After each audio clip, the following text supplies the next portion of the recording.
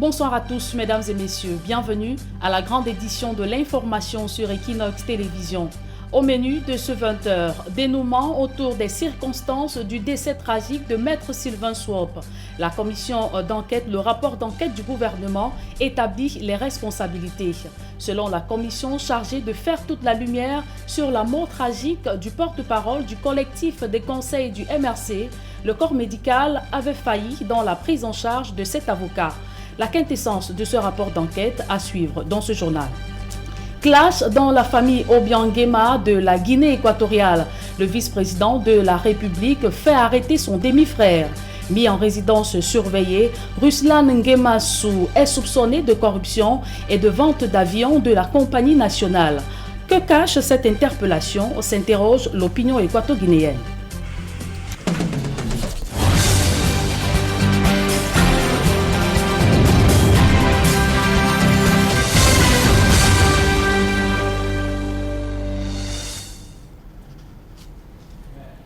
Une fois de plus, bonsoir à tous, mesdames et messieurs. Merci de nous recevoir chez vous.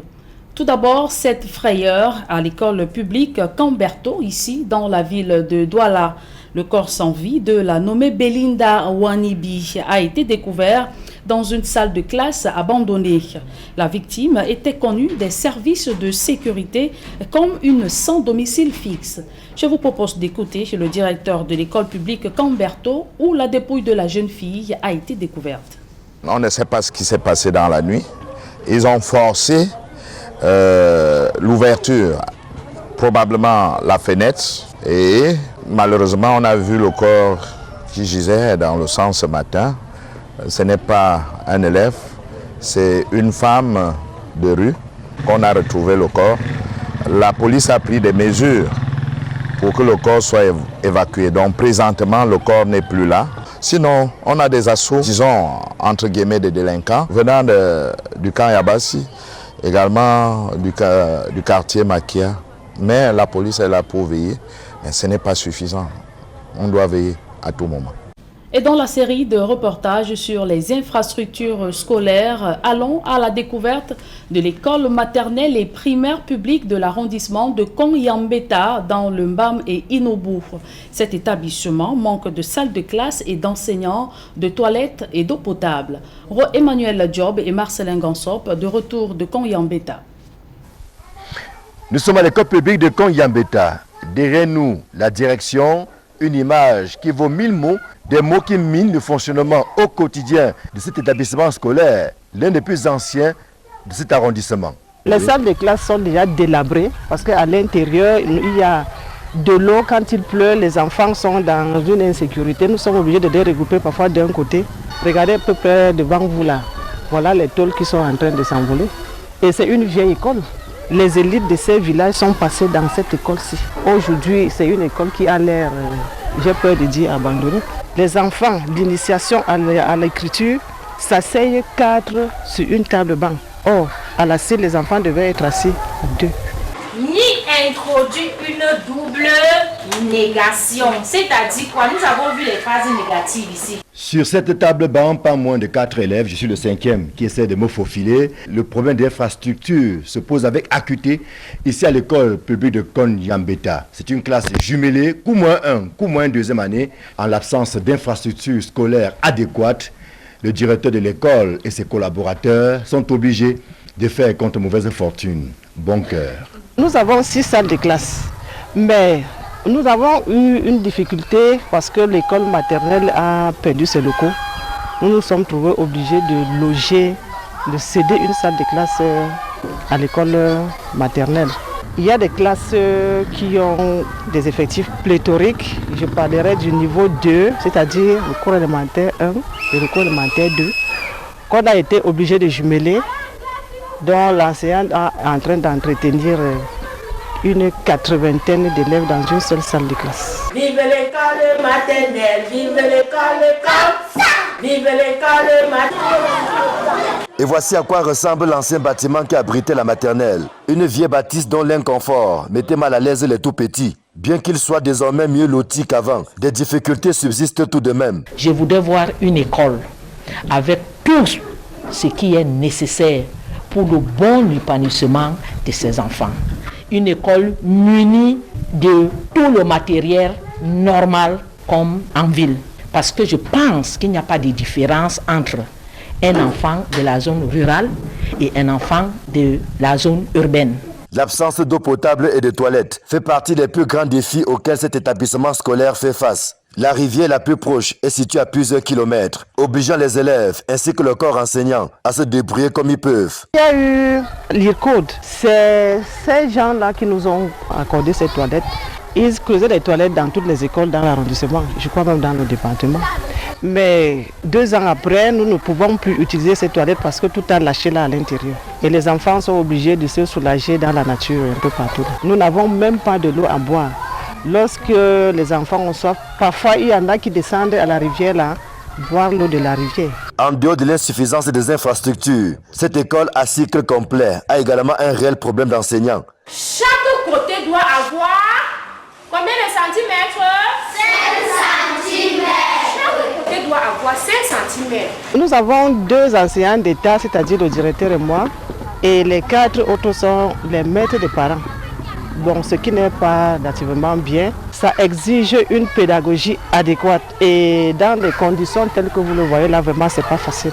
À l'absence d'une clôture, des délinquants s'amusent à saboter certaines installations, allant jusqu'à s'attaquer à l'intégrité physique des élèves. Le vandalisme ne nous laisse pas. Hier, par exemple, il y a eu une grappe de haricots méchants, comme on l'appelle vulgairement, qu'on a trouvé dans une salle de classe.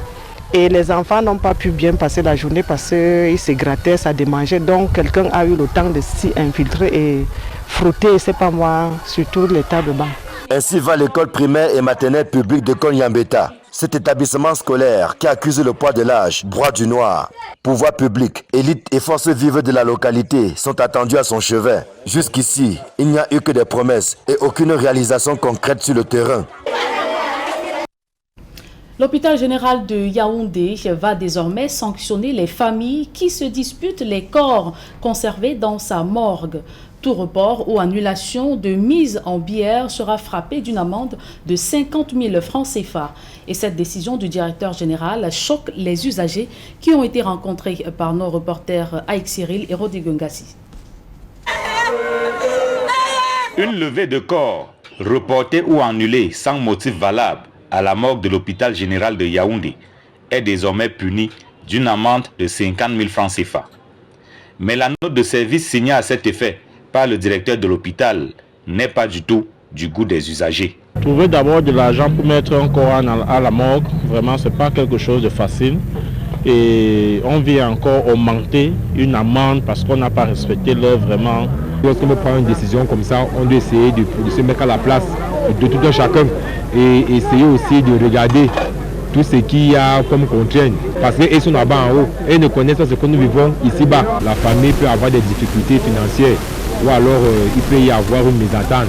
Mésentente, le mot est lâché. Très souvent, à la morgue de l'hôpital général de Yaoundé, des familles affichent leurs divergences pour cause de mésentente autour d'un corps. Une situation que dénonce la direction de l'hôpital. Lorsqu'il y a une levée du corps qui est programmée, vous avez un membre de la famille ou une partie de la famille qui s'estime lésée. Parfois, le nom n'est pas bien écrit sur les faire-part et ça suscite des querelles qu'on n'arrive pas à boucler. L'hôpital général de Yaoundé affirme avoir souvent fait recours à la justice afin de départager les familles dont les disputes autour d'un corps perturbent le service. Pourtant, il y a possibilité pour les familles de régler le problème en amont. Quand une levée du corps est annulée ou décalée, toutes les autres levées prévues à la suite vont subir le même sort. Ce n'est pas très bien pour les autres usagers. Ces problèmes doivent être résolus en amont. La famille a toujours la possibilité de s'entendre plusieurs semaines avant pour éviter de perturber la programmation. L'hôpital général de Yaoundé proscrit également les visites intempestives à la morgue. Les familles qui souhaitent accomplir des rites traditionnels sur les corps avant la mise en bière doivent le faire de manière ordonnée et organisée. Dans certaines communautés, quand il y a un décès par accident, il y a des potions qui doivent être mises dans la bouche. Et nous souhaiterons que désormais, que ces rites soient faits, par exemple, au moment des levées, où toutes les parties sont là, ainsi que le personnel, pour s'assurer qu'il n'y a pas de risque sanitaire. Si l'hôpital général de Yaoundé se montre soucieux du respect dû aux morts et de la qualité du service rendu à la morgue, il ne dit rien en revanche sur le fondement juridique de la pénalité de 50 000 francs CFA imposée aux familles qui viendraient à reporter ou annuler une levée de corps. Mort tragique de maître Sylvain Swop, les proches du défunt demandent justice. Les conclusions du rapport d'enquête accablent le corps médical. L'avocat porte-parole du collectif des conseils du MRC avait perdu la vie suite au manquement grave dans sa prise en charge après son accident de la circulation. Dallas Tianar et Donald Brice-Kamgan.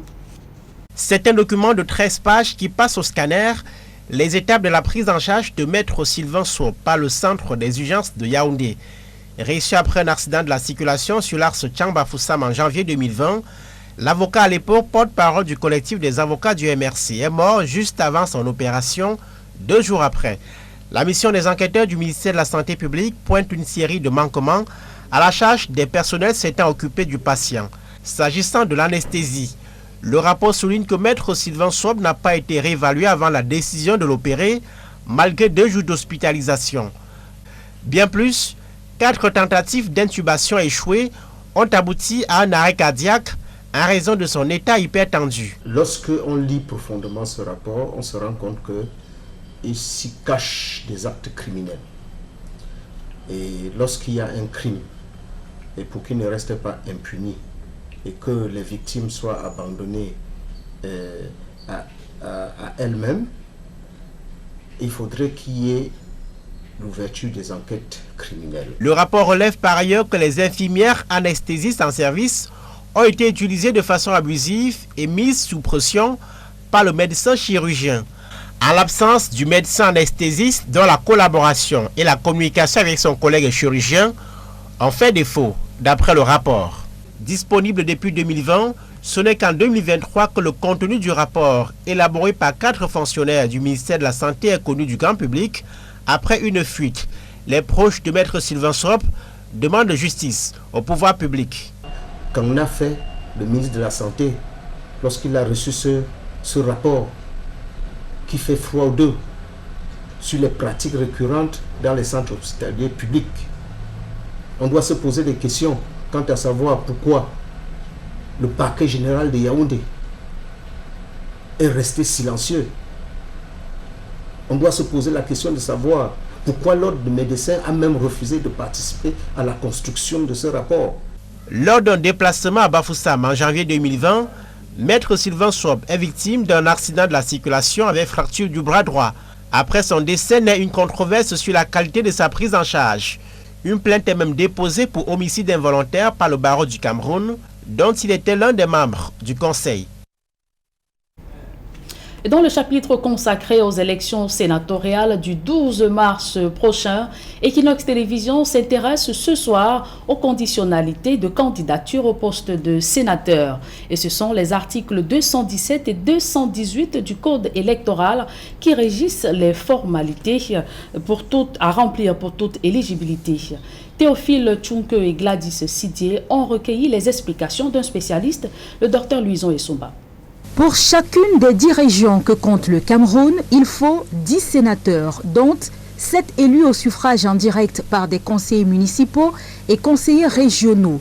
Des dispositions contenues dans l'article 217 du Code électoral. L'article 217 du Code électoral prévoit en son alinéa 1 que chaque région constitue une circonscription électorale. Et en son alinéa 2, précise que l'élection des sénateurs a lieu au scrutin de liste sans vote préférentiel ni par la charge. Cela veut tout simplement indiquer que l'élection des sénateurs se tient au niveau régional, c'est-à-dire que le cadre de l'élection, si vous voulez, le bastion électoral, c'est la région, ce n'est pas le département. Maintenant, on précise que puisque chaque liste où chaque parti politique doit présenter 7 candidats, les 7 candidats doivent figurer sur un bulletin de vote, classé de manière à ce qu'il y ait un titulaire, un suppléant et les autres candidats. Cela fait 7 candidats qui doivent figurer sur une liste électorale. Aussi, la loi prévoit la prise en compte du genre, entre autres, tel que précisé dans l'article 218. Bon, imaginez vous avez les partis politiques en compétition, ils sont au nombre de 5, je prends un exemple banal, et à l'issue des élections, il se passe que s'il y a 7 postes à pouvoir et que une des formations politiques remporte la majorité des suffrages valablement exprimés, ce qui veut dire en conséquence que ce parti également emporte tous les 7 sièges à pouvoir. Maintenant, si à l'issue des élections, une des formations politiques a une majorité relative, c'est-à-dire pas une majorité absolue, on va conférer à ce parti qui a eu la majorité relative la moitié des postes, c'est-à-dire que 7 divisé par 2, ça fait 3,5, mais comme il n'y a pas de demi-poste, on va retourner à l'entier supérieur. Donc, le parti qui a la majorité relative va emporter 4 postes. À partir du système électoral, on va voir quel est le parti qui a les voix les plus nombreuses qui sont restées. Et à partir de là, on redistribue donc les 3 postes aux différents partis politiques. Pour que cela soit effectif, il faudrait qu'on respecte ce qu'on a appelé la représentation sociologique, c'est-à-dire la prise en compte du genre et la prise en compte justement de la représentation dans la région où se déroule l'élection. Toutefois, il n'est pas exclu qu'un parti politique n'ayant ni conseillers municipaux ni conseillers régionaux puisse prendre part à cette élection. Il devra alors s'associer à d'autres partis politiques qui remplissent les conditions d'éligibilité. Les partis politiques qui prennent part à ces élections doivent déjà initialement avoir quelques conseillers municipaux et quelques conseillers régionaux. Alors si cela n'est pas fait, ça sera extrêmement compliqué.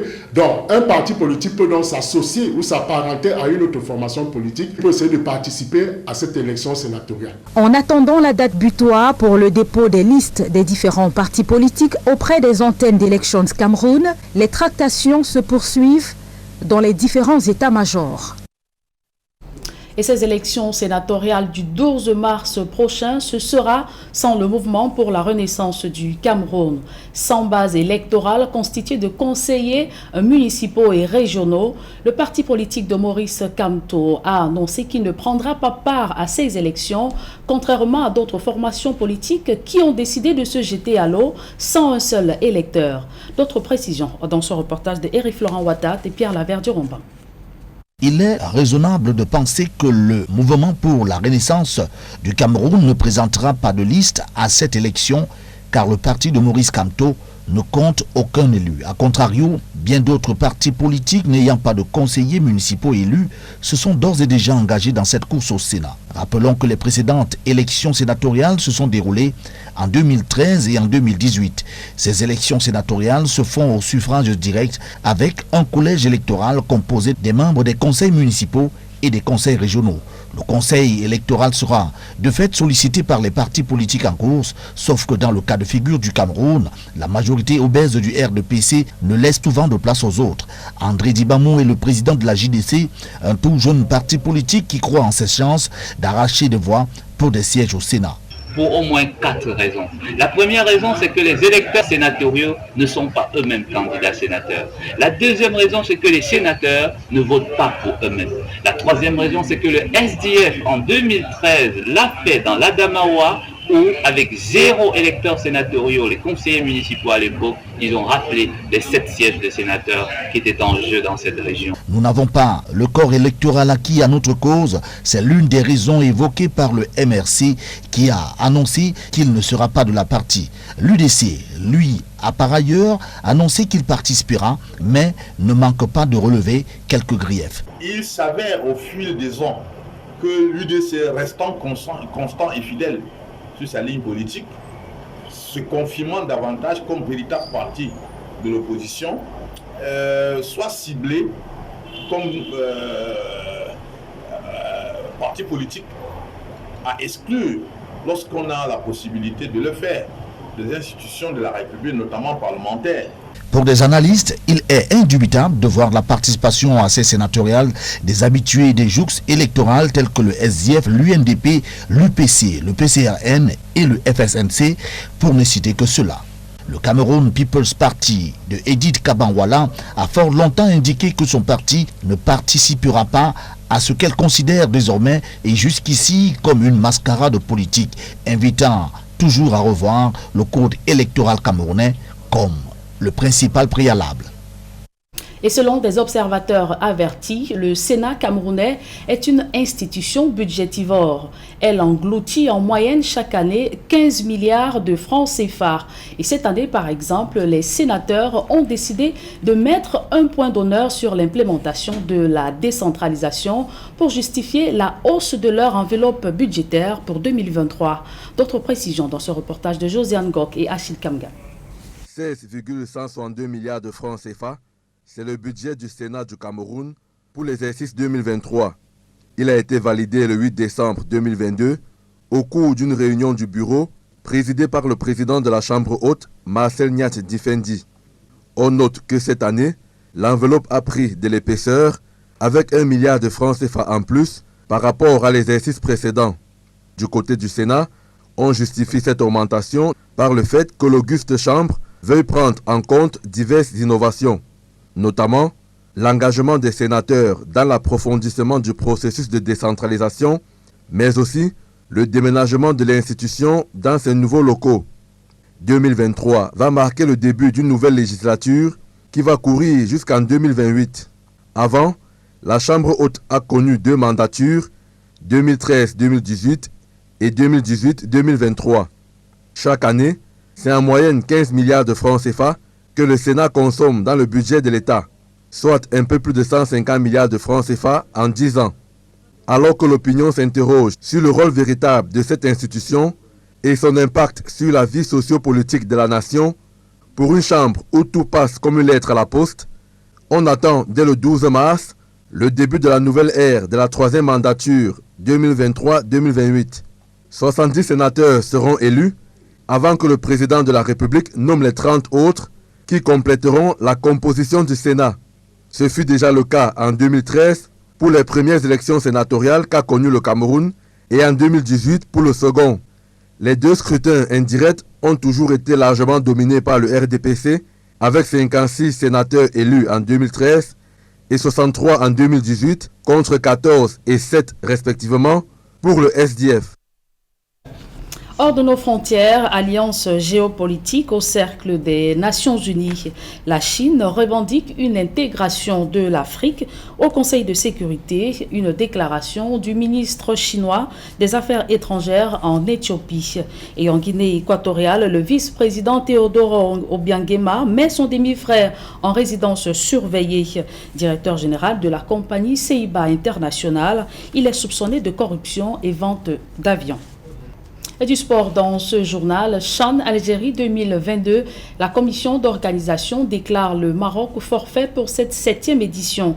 Les Lions de l'Atlas ont répondu aux abonnés absents lors de leur match face au Soudan. Ainsi, le Soudan, le Ghana et Madagascar gagneront chacun 3 points lors de leur match prévu contre le Maroc. Quelle sanction pour cette équipe? Élément de réponse dans ce reportage de Fabrice Eloumou. Selon la commission d'organisation du CHAN, l'équipe nationale marocaine perdra tous ses matchs par 3-0 pendant cette 7e édition de la compétition. Décision prise après l'absence du Maroc lors de la rencontre devant l'opposé au Soudan. Dans un communiqué datant du 16 janvier dernier, la dite commission d'organisation informe avoir soumis le cas du Maroc à celle en charge de la discipline de la CAF.